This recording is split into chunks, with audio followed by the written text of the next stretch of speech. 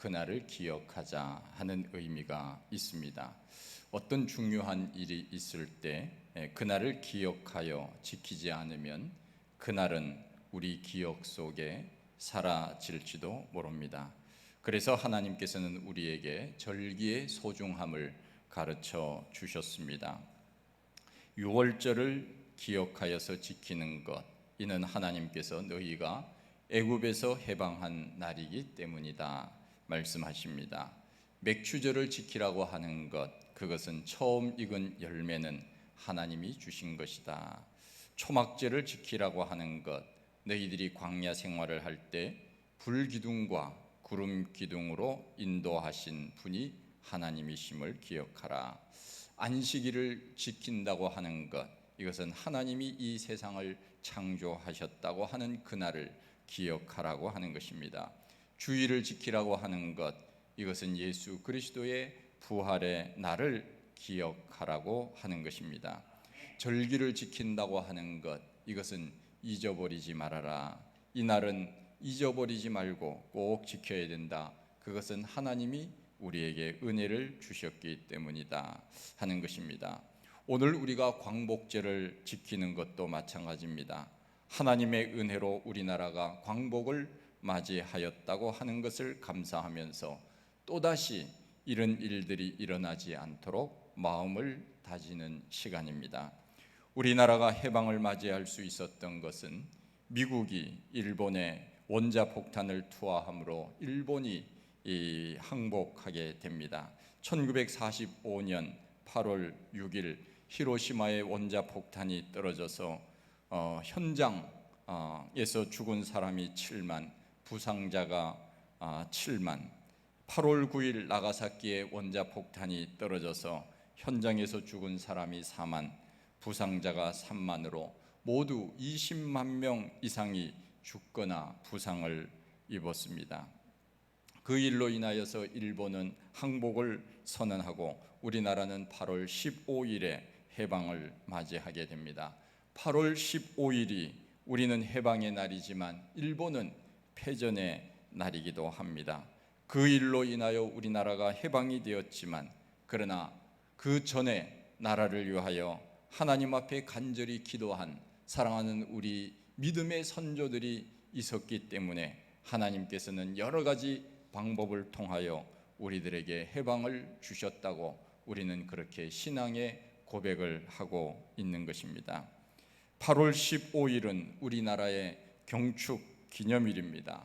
시대가 지나고 세대가 바뀌어도 8월 15일은 기념될 것이고 또한 기억될 것입니다.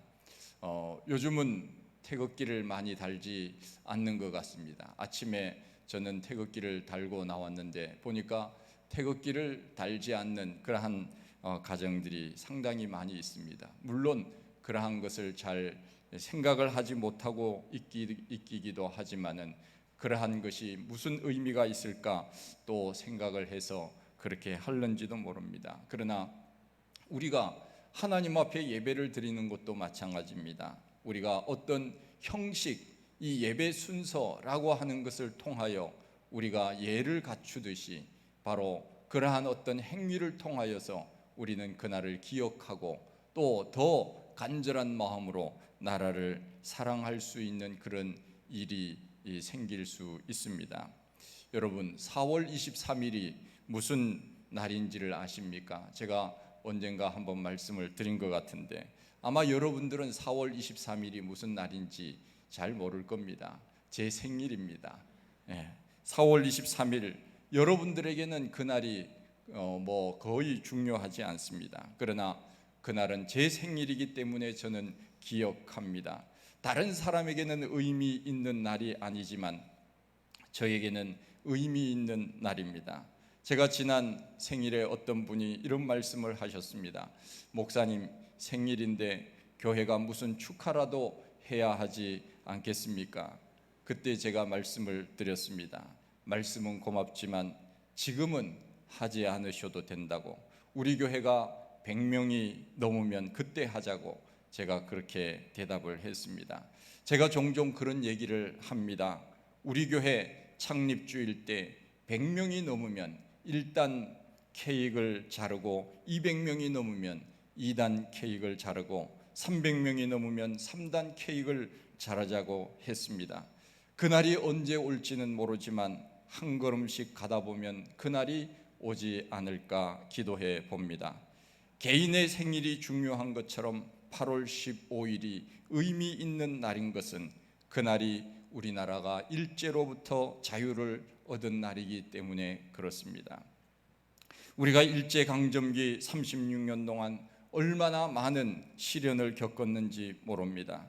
특별히 기독교인들은 더 많은 고난을 받았습니다. 왜냐하면 일제에 항거할 수 있는 대표적인 종교, 대표적인 사람들이 기독교인들, 그분들이 언제나 앞장섰기 때문에 그렇습니다.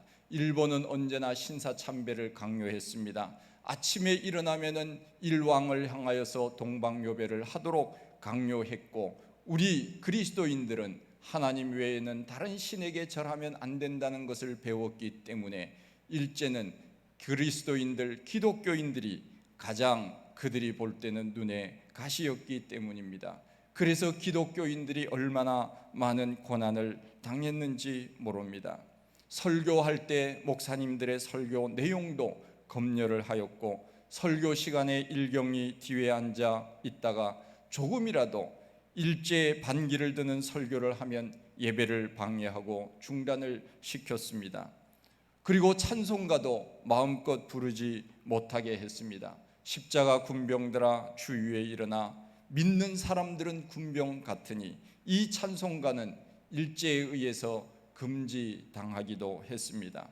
예수 믿는 사람들이 십자가 군병이니까 아마 예수 믿는 사람들이 이 찬송을 부를 때 그들이 무서워한 것 같습니다. 또한 찬송가에 왕이 나오는 그러한 찬송도 부르지 못하게 했습니다. 영광의 왕께 다 경배하며 그 크신 사랑 늘 찬송하라.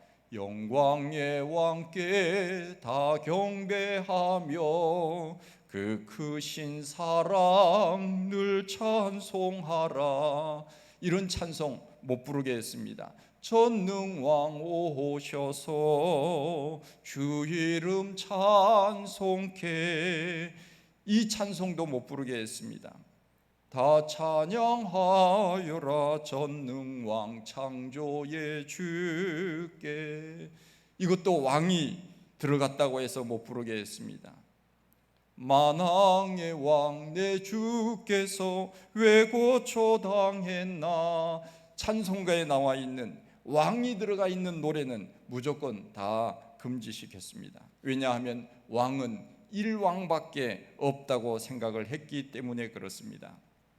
하늘나라에 대해서도 설교하지 못했습니다. 유일한 왕국은 일본뿐이라고 그들은 이야기를 했습니다. 제외에 대해서 싸우라고 하는 설교도 하지 못하게 했습니다. 그것은 일제에 대하여 싸우라고 하는 말로 해석하였기 때문에 그렇습니다. 다윗과 골리앗 이야기도 못하게 했습니다. 다윗은 조선이고 골리앗은 일본으로 그렇게 해석을 했다고 하는 것입니다.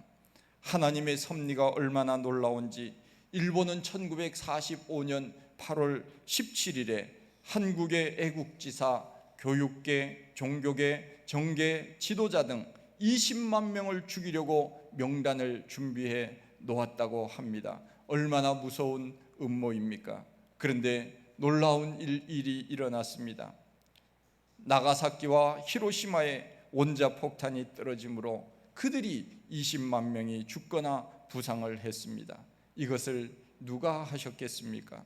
마치 성경에 나오는 하만이 모르드게와 그 동족을 죽이기 위하여 장대를 준비했다가 자기가 그 장대에 달린 것과 마찬가지로 일본은 우리 민족 지도자들을 죽이려고 했지만, 그러나 그 계획은 해방이 되므로 이루지 못했습니다. 이 또한 하나님의 섭리가 아닐 수 없습니다. 본문을 보면 스데반이 무참하게 돌에 맞아 죽는 장면이 나옵니다. 스데반은 열심히 전도했습니다. 성령이 충만하여 큰 기사와 표적을 행하였다고 했습니다. 그 당시 제사장조차도 개종하여서 예수를 믿기도 했습니다. 그때 바리새인들은 아마 큰 위기의식을 느꼈을 것입니다. 그래서 마침내 스데반을 유인하여 회당에서 논쟁을 벌이게 하였고, 그 사람들을 매수하여서 스데반이 하나님을 모독했다고 위증하게 했습니다. 그리고 결국은 스데반을 돌로 쳐서 죽이게 됩니다. 그 사건의 주동자가 바로 사울이었습니다. 우리가 잘 알다시피 사울은 그야말로 나중에 내가 스데반을 죽인 일로 인하여서 하나님 앞에 큰 죄를 저질렀다고 하는 사실을 깨닫고 내가 죄인 중에 괴순이라 그러면서 자기 자신을 하나님 앞에 회개했던 것을 보게 됩니다. 역사를 보면 예수를 믿을 때 고난이 있었습니다. 새로운 왕이 등장할 때 기독교에 핍박이 있었습니다. 어느 가정에 예수 믿는 사람이 들어가면 그 가정에 그 예수 믿는 사람을 핍박하는 일이 얼마나 많습니까? 우리나라에 처음 복음이 들어왔을 때 많은 사람들이 순교했습니다. 지금도 마찬가지입니다. 불교 집안, 유교 집안에 또 미신을 섬기는 사람들 집안에 예수 믿는 며느리가 들어가게 되면 핍박이 있습니다. 그것을 이기지 못하면 무너지는 것입니다. 스데반이 순교한 후에 사울은 조직적으로 믿는 사람들을 죽이기 위하여 동분서주했습니다. 3절을 보면 사울이 교회를 잔멸할새 각 집에 들어가 남녀를 끌어다가 옥에 넘긴 장본인 이 사람이 바로 사울이었습니다. 그래서 그리스도인들은 전국으로 흩어지게 됩니다. 너무나도 다급한 나머지 자기들이 적대시 여기는 사마리아 땅까지 도망을 갔습니다. 14절 말씀에 보면은 예루살렘에 있는 사도들이 사마리아 외에도 하나님의 말씀을 받았다 함을 들었다, 그렇게 말씀을 합니다. 너무 급하니까 그들이 적대시 여기는 사마리아 땅으로까지 가서 숨었다고 하는 것입니다.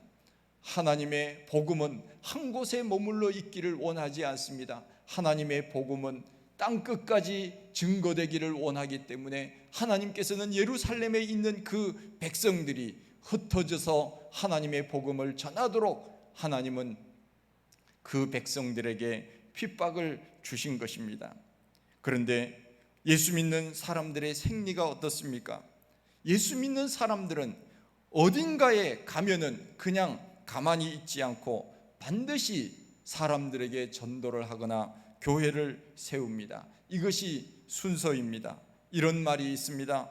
중국 사람들이 모이면 가게를 세우고, 일본 사람들이 모이면 초밥집을 세우고, 유대인들이 모이면 학교를 세우고, 한국 사람들이 모이면 교회를 세운다 하는 말이 있습니다.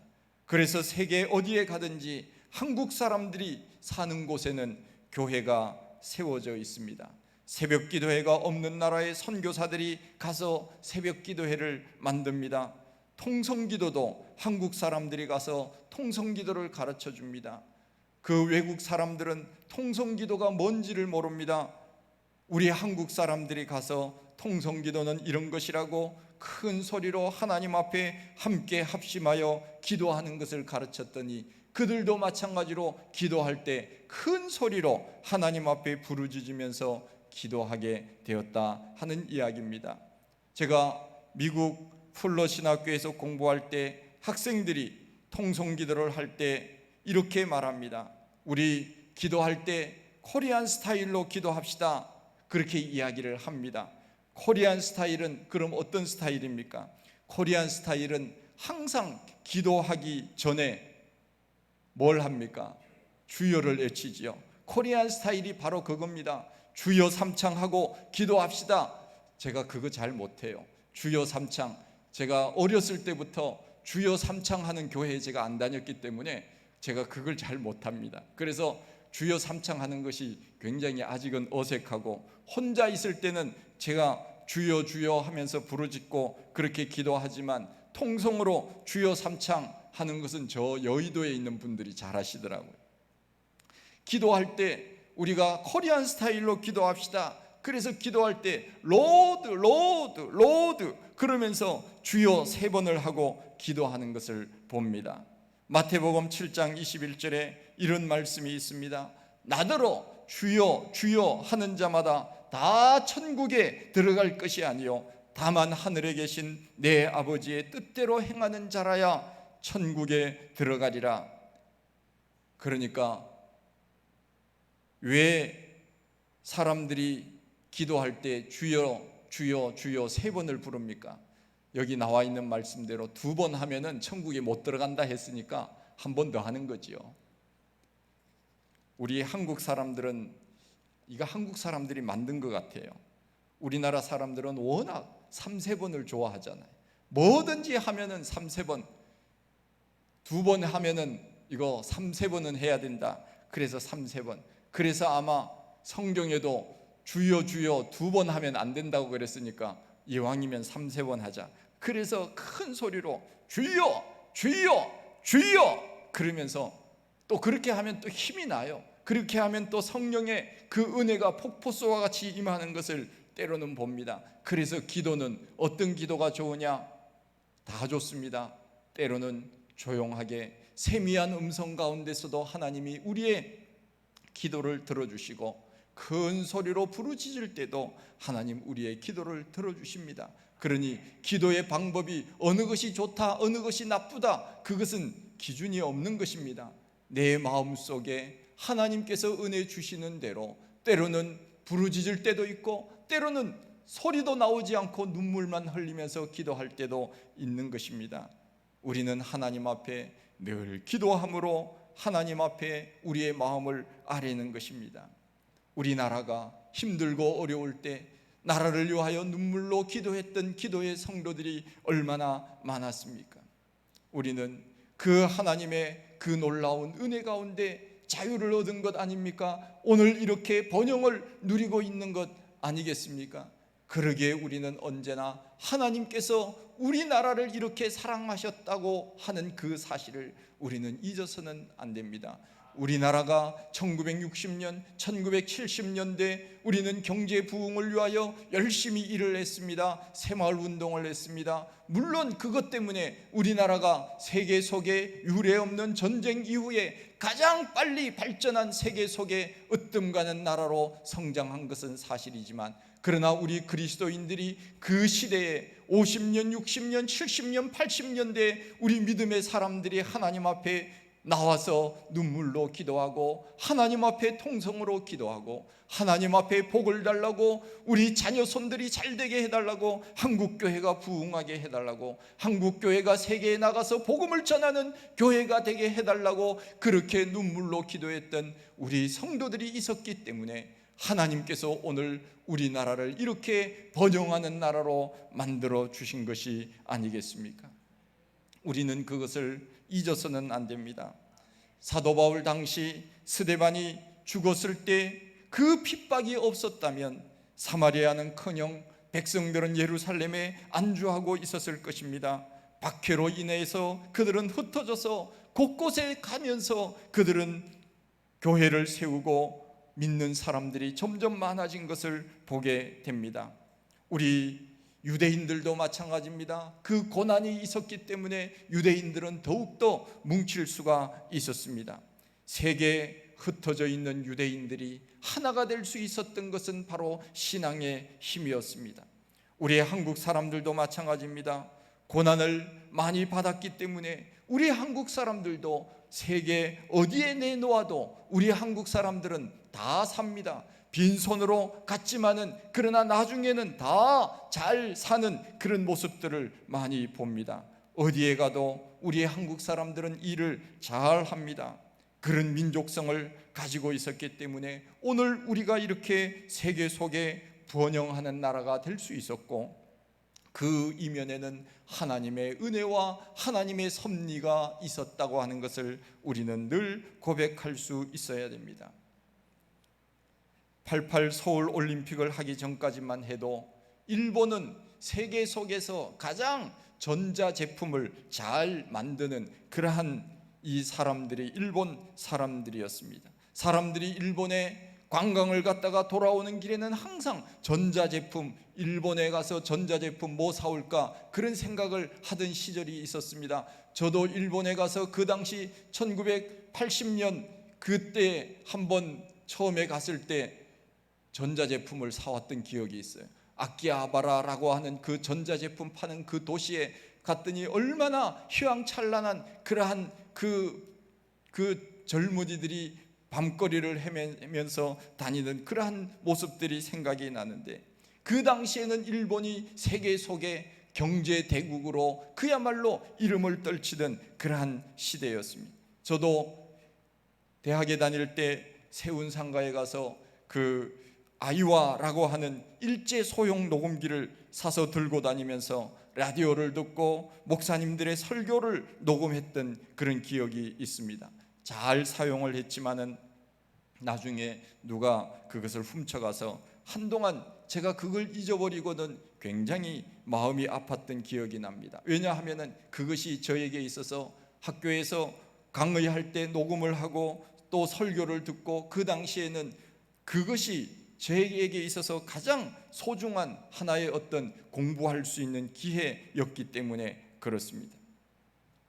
일본 전자제품이 전 세계적으로 알아주던 시대가 있었습니다. 그 당시 제가 어느 집에 갔더니 집에 대형 TV가 놓여 있었는데 그 TV 이름을 보니까 SONY라고 써졌더라고요.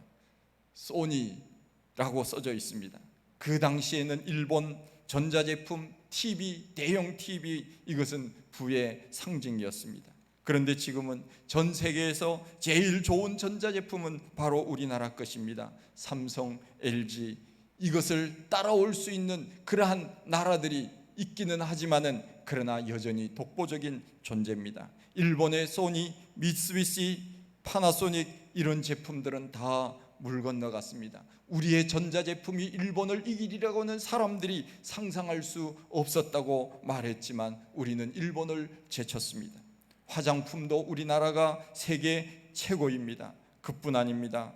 우리나라 사람들의 복음의 열정을 세계 사람들은 부러워합니다. 우리나라 사람들이 가는 곳마다 새벽 기도가 시작이 됩니다. 전도의 열정이 불붙습니다. 미국, 유럽의 원조 기독교 나라들이 우리를 보고 놀랍니다. 저 한국 사람들은 어떻게 저렇게 열심히냐고 혀를 내두릅니다. 대형교회 새벽 기도회 외국인들이 참석을 하게 되면 어떻게 이 10,000명 이상 모이는 이 교회에 이렇게 새벽에 사람들이 많이 와서 통성으로 기도하고 하나님 앞에 첫 시간을 드리느냐고. 명성교회, 소망교회, 여의도 순복음교회 다녀간 수많은 외국 사람들이 혀를 두릅니다. 한국은 이래서 하나님이 복을 주시는구나 깨닫고 돌아간다고 합니다. 한국은 복음의 강국이 되었습니다. 역사를 보면 애굽이 세계를 지배했습니다. 그리고 난 다음에 바벨론이 세계를 지배했습니다. 그리고 메데 바사라고 하는 페르시아가 세계를 지배합니다. 그리고 난 다음에 헬라가 세계를 지배하고 그 다음에는 로마가 세계를 지배합니다. 그리고 난 다음에 영국이 세계를 지배하고 그 다음에는 미국이 세계를 지배합니다. 세계를 지배하는 나라들이 점점 바뀌었습니다. 복음도 마찬가지입니다. 영국에서 대서양을 거쳐 미국으로 간 복음은 이제 미국에서 머물러 있지 않고 아시아에 왔으며 그 아시아에서도 한국, 이 코리아라고 하는 곳에 복음이 지금 집중되어 있습니다. 이것이 퍼져서 이제는 우리나라가 복음을 역수출하고 있는 그러한 복음의 강국이 되었습니다. 세계에서 제일 선교사를 많이 파송하는 나라가 미국입니다. 미국은 35,000명, 40,000명 정도 선교사를 파송했다고 하는데 우리나라는 28,000명 정도 파송을 하고 있습니다. 인구 대비로 보면 미국은 3억 5천의 인구를 가지고 있고 우리는 5천만 밖에 되지 않지만 그러고 보면 인구 비율로는 세계 최고의 선교사를 파송하는 나라입니다.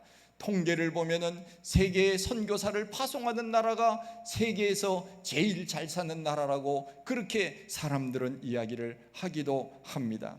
우리나라가 가난한 시절, 그야말로 아무것도 없었던 시절 6.25 전쟁을 겪고 그야말로 폐허가 된 그런 상황 속에서 하나님께서 복을 주셔서 세계 10대 강국에 들을 수 있는 그러한 나라까지 올라올 수 있도록 하나님 그렇게 하시지 않았습니까? 그것은 그 이면에는 우리에게 하나님께서 복을 주시려고 이 땅에 복음을 심어 주셨고, 우리를 통하여서 이제는 복음이 역수출되어서 중국, 필리핀, 태국, 말레이시아, 베트남, 캄보디아, 라오스, 인도네시아, 네팔, 인도, 세계로 복음이 증거되고 있는 것을 보게 됩니다. 하나님께서 우리 대한민국을 들어 사용하고 계신다고 하는 것은 확실합니다. 문제는 우리가 더 허리띠를 졸라매고 하나님의 뜻에 부합하여 기도하고 말씀을 사모하고 하나님 앞에 예배를 드리고 우리의 하나님께서 우리에게 분부하신 복음의 명령을 따라 그렇게 살아야 되는데 많이 게을러지지 않았나 하는 생각이 듭니다. 우리나라는 일제의 식민지로 인하여 많은 사람들이 흩어졌습니다. 어떤 사람들은 현재 연길 조선족 자치주인 북간도로 일제의 강제로 끌려가서 그곳에 살고 있고, 일부는 그 넘어 만주에 정착하여 민족을 형성하며 살아왔습니다. 그들을 우리는 조선족이라고 부릅니다. 그들이 지금 220만 명이나 된다고 합니다. 그곳 북간도에서 살다가 더 북쪽으로 올라가서 러시아 연해주에 정착한 사람들도 있고, 그들이 다시 강제로 이송되어 소련의 정책에 의해서 우리 민족이 한 곳에 모여 있으면 힘을 형성하기 때문에 강제적으로 러시아에서는 우리 민족들을 사방으로 흩어 놓았습니다. 그래서 그들은 지금 이 땅에 오고 싶어도 오지 못하며 사할린에서 중앙아시아에서 지금도 고국을 그리워하며 사는 사람들이 있습니다. 그 사람들을 우리는 고려인이라고 부릅니다. 그들이 지금 50만 명이나 됩니다. 사실 조선족이나 고려인들은 우리의 선조들입니다. 그 후손들이 뿌리를 내리며 그곳에 살고 있습니다. 오랜 세월 살다 보니 일부는 그 나라에 동화되어 그 나라 사람처럼 살기도 하고, 일부는 부모의 나라를 잊지 않고 여전히 고국을 그리워하며 오고 싶어하는 사람들도 있습니다. 그래서 그 사람들을 과연 우리 민족이냐라고 정의를 할 때, 사람은 뿌리는 우리 민족이지만 이제는 그 나라에 동화된 그 나라 사람들이 아니냐, 그 사람들은 중국 사람이지 이름만 한국 이름을 가지고 있고 또 얼굴은 한국 사람이지만 그들은 중국 사람이 아니냐, 그들은 러시아 사람들이 아니냐. 그래서 그들을 정의하기가 참 얼마나 애매하고 어려운지 모릅니다. 일본에 강제로 끌려가서 해방이 되었지만 돌아오지 못한 사람들이 일본에 그대로 사는 제1동포가 60만, 일본 인구의 0.5% 정도 되고, 그 중에는 북한 체제를 따르는 조청룡도 있지만은 이들은 사실 부모의 고향이 북한이라고 하는 이유로 우리가 남북으로 나누어지지 않은 그 상태에서 일제시대에 일본으로 끌려가서 북한이 고향이라고 하는 이유로 북한 체제를 따르는 조총련, 그러한 그 사람들도 있고 사상을 때로는 고집하는 사람들도 있지만, 어찌되었든 간에 그들은 모두 일제강점기에 끌려간 아픈 역사를 가지고 있는 우리의 조상들이라고 말할 수 있습니다. 그리고 가난한 시절 돈을 벌기 위하여 남미로, 하와이로, 미국으로, 캐나다로, 독일로 흩어진 우리 민족의 디아스포라들이 600만 명 이상 됩니다. 어찌 보면 전 세계에 나가서 주의 복음을 증거하라고 하는 하나님의 섭리인지도 모릅니다. 우리는 일제에 의하여 많은 고난을 받았습니다. 그러나 하나님의 섭리 가운데 해방되었습니다. 그리고 번영을 이루었습니다. 이제 우리는 무엇을 해야 합니까? 하나님께서 우리 나라에게 주신 그 은혜를 우리가 갚아야 하지 않겠습니까? 그것은 다른 것이 아니라 하나님의 복음을 다른 나라에 증거하며 사는 일입니다. 일본이 밉지만 그들이 회개하고 돌아와야 우리 민족과 더 사이좋게 지낼 수 있습니다. 우리 교회도 우리 교회 안에서만 지내는 것이 아니라 이웃과 세계 선교를 위하여 우리는 나누어 줄 수 있는 교회가 되어야 합니다.